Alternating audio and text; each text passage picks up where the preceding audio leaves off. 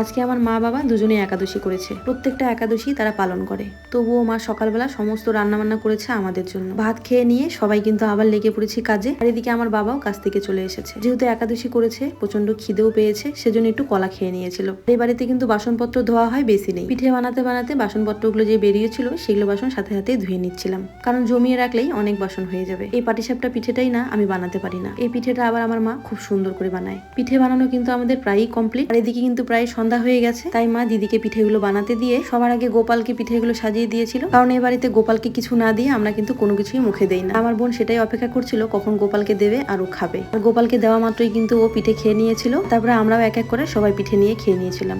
আর বড় চলে আসছে এদিকে কাজ থেকে। যেহেতু ও দুপুরে আসেনি বাড়িতে, সেজন্য একেবারে ছুটি নিয়ে চলে আসছে। সমস্ত পিঠে কমপ্লিট হয়ে গেছিল, শুধুমাত্র এই পিঠেটা বাদ দিয়ে। এদিকে মা বরকে খেতে দিয়ে দিয়েছিল, যেহেতু সারাদিন ও ভাত খায়নি। আর মা আর বাবার যেহেতু আজকে একাদশী আছে, আর সেজন্য সবজিগুলো কেটে নিচ্ছে, এই সবজিটি সিদ্ধ হবে। আর রাতে কিন্তু এই সবজি সিদ্ধই খাবে। আর এদিকে জিজুও চলে এসেছে আর নিয়ে এসেছে বোনের জন্য অনেকগুলো গাছ। যখনই আসে তখনই কিন্তু জিজু অনেকগুলো করে গাছ নিয়ে আসে বোনের জন্য। আর তারপরে জিজুকেও পিঠে খেতে দিয়ে দিয়েছিলাম। আজ কিন্তু অনেকদিন পর সবাই আবার একসঙ্গে হলাম। আমি আর আমার বর এ বাড়িতে আসি ঠিকই, তবে আমাদের কিন্তু এই বাড়িতে থাকা হয় না সেরকম। তবে আজকে কিন্তু রাতে আমি এখানেই থাকবো। আর আমার মা এদিকে সারাদিন ধরেই কাজ করে যাচ্ছে এই উপাস শরীরে, আর তবুও কিন্তু এক বিন্দুও ক্লান্তি নেই। একবারও কিন্তু রেস্ট করার কথা মুখেই নেয় না। আর এই জন্যই কিন্তু আমি বাড়িতে একা একা পিঠে বানাই। আর এই বাড়িতে আসলে কিন্তু আমার প্রচুর ঝামেলা হয়ে যায় আর অনেক কষ্টও হয়। আর সেই জন্যই বাড়িতে আমি একা একাই পিঠে বানাই, কারণ সেই কষ্টটা হলে তো শুধুমাত্র নিজেরই হবে, আর কারো হবে না।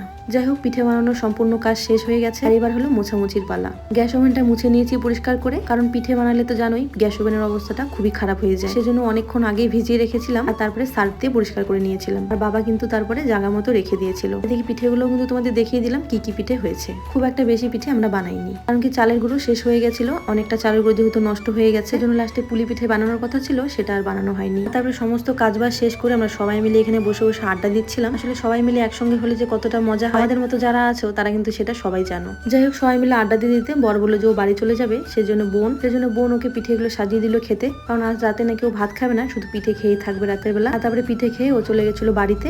তারপরে দিদি, জিজু, বোন সবাই মিলে এদিকে খেতে বসে পড়েছিল। আর আমি যেহেতু বিকেল বেলার দিকে খেয়েছিলাম, একেবারেই খিদে পাচ্ছিল না, সেজন্য আমি একটু দেরি করে ভাত খেয়েছিলাম। তো চলো আজকের ব্লগটা এখানেই শেষ করবো। আর আজকের দিনটা তোমাদের কেমন কাটলো আর কি কি পিঠে বানালে অবশ্যই তোমরা কমেন্টে জানিও। চলো টাটা, কাল দেখা হবে নতুন একটা ব্লগে।